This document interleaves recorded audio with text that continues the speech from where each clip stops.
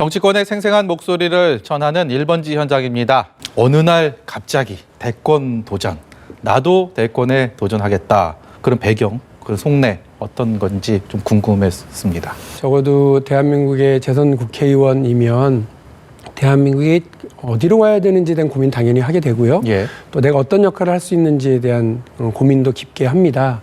주위의 말씀들 많이 듣고 있는데 네. 젊은 국회의원으로서 이런 욕심은 있는 거죠. 뭐냐면 젊은 정치인답게 대한민국의 역동적 변화 만들어 보자. 예. 그리고 열정을 좀 뿜어내 보는 이런 것도 필요할 것 같고요.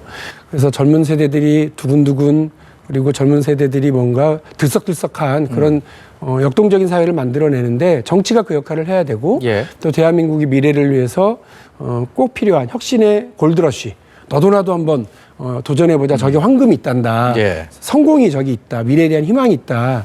이런 사회를 만드는데 젊은 정치인이 역할을 할 수 있는 게 있다면 그 박용진이 좀 앞장서 보겠다. 이런 각오입니다. 앞서서 이승만, 박정희 전 대통령에 대한 재조명 발언, 네, 그리고 이른바 소신 발언을 하면서 굉장히 여러 가지 겁도 나고 두려움도 나고 이런 생각 들지 않을까 싶은데요. 그 이유가 뭔지 좀 궁금합니다. 그러니까 기본적으로 정치하는 사람은 정직하게 정치하고 소신 있는 정치인이 되기 위해서 노력해야 된다고 보는데 나한테 좀 불리하다고 자기 생각을 숨기거나 나한테 유리하다고 자기 생각과 다른 얘기를 하는 거. 저는 이거 국민들이 금방 아신다고 봅니다.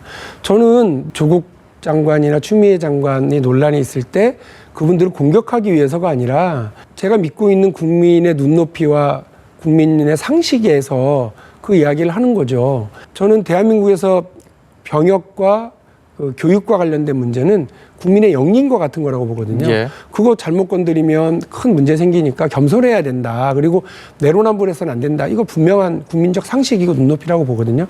그 얘기를 했을 뿐이지 무슨 공격하기 위해서 비판을 하기 위해서가 아니라고 말씀을 분명히 드리고요. 네. 이승만, 박정희 얘가 말씀을 드렸습니다만 제 소신은 공은 공, 과는 갑니다. 그러니까 잘못한 건 분명히 하고 기록 남기되 그 정부 때 잘했다고 그러면 그건 대한민국의 역사가 잘한 거고 대한민국의 국민들이 잘한 거죠. 예를 들어서 경부고속도로와 관련해서 그 국민의 그 피와 땀이 들어간 우리 산업화의 고속도로인데 그거를 못했다고 할 수는 없는 거 아닙니까? 예. 그러니까 우리의 역사이고 국민들의 성과이기 때문에 공은 공, 과는 과 이대로 가는 것이 맞다고 보고 상식과 통합은 DJ와 노무현 대통령이 보여준 민주당의 정통입니다. 민주당의 전통 위에서 박용진 역시 이런 걸 역사를 좀 넓게 보고 운동장 넓게 쓰자 이렇게 말씀을 드렸던 거고요. 포용력을 보여주고 확장성을 갖는 정치, 그런 정당이 반드시 정권을 가져오거나 선거에서 승리하고 국민들의 선택을 받게 되어 있거든요. 축구는 골을 넣기 위해서 뛰지만 정치인은 그 골을 국민의 삶을 변화시키는 거거든요.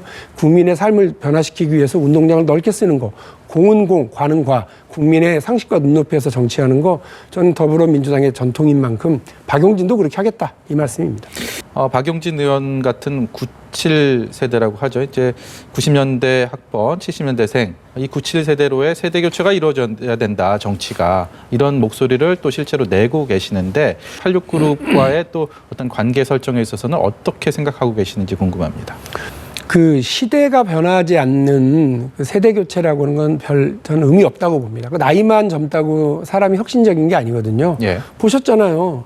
나훈아 선생님은 그 연세에도 혁신적인 모습들 보고요. 언택트 그 콘서트 치르면서 얼마나 많은 대한민국에 예. 울림을 가져왔습니까? BTS도 가능한 일이지만 나훈아도 가능한 일입니다. 나이에 대한 문제는 절대 아니라고 보고요. 네. 다만 대한민국이 지금 모든 분야가 빨리 변하고 있습니다. 이미 모든 분야에서 40대들이 그리고 70년대생들이 두각을 나타내고 있고 주류적 역할을 하고 있습니다. 정치가 제일 뒤처져 있어요. 그런 의미에서 대한민국의 정치의 젊은 세대인 박용진 같은 사람들이 적극적으로 자기 역할을 자임하고 나올 필요가 있다고 보고요. 네. 대한민국 경제도 변화가 필요한데 이미 재벌 총수들도 다 세대 교체를 했고요. 변화가 필요한 것은 세습 재벌가의 시대. 여기에서 혁신 창업가 시대로 가야 돼요. 지금 대한민국의 경제적인 미래의 희망은 어디 있느냐면 창업 1세대들, 네이버, 카카오, 셀트리온, 넥슨, 그리고 넷마블, NC소프트 이런 시가총액 30위 안에 쭉 들어와 있는 창업 1세대들의 기업들이 분발하고 있는 모습이 예. 저는 대한민국 미래라고 보거든요. 앞으로 더 많은 우리 젊은이들이 미래를 위해서 혁신에 도전하고 창업의 길을 걷고 그래서 자기 대의 성공을 맛보는 그래서 희망을 열 수 있는 그런 대한민국을 만들어내는 거고요. 그래서 제가 아까 말씀드린 혁신의 골드러시 이거를 만들기 위한 경부고속도로 그리고 김대중 대통령 시절에 예. 초고속 인터넷 고속도로 지금은 어떤 고속도로? 혁신의 고속도로를 열어야 되고 그걸 위해서 젊은 정치 세대가 적극적으로 앞으로 나가야 된다 이런 생각입니다. 네, 그런 새로운 세대로의 교체가 대중의 지지와 환호를 얻기 위해서는 뭔가 다른 대안 또 희망이 또 있어야 될 텐데 이 97세대가 극복해야 할 이른바 뭐 장애물이나 아니면 기존 정치의 관습이라고 할까요? 박용진 의원께서는 어떤 것들을 꼽으시겠습니까?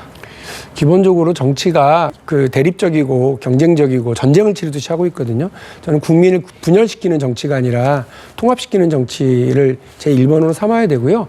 어쨌든 먹고 사는 문제를 해결할 수 있어야 됩니다. 예. 그래서 아까 말씀드린 것처럼 혁신 창업의 시대를 열어가야 되는 것도 있고 또 이전에는 민주주의, 인권, 통일, 네. 민족 이런 것들에 대한 문제였다면 이 가치를 일소하는 게 아니라 386 세대가 만들어온 이 가치 위에 우리가 새로운 가치, 먹고 사는 문제를 해결하는 경제에 강한 젊은 정치 세대의 등장이 예. 필요하다고 봅니다.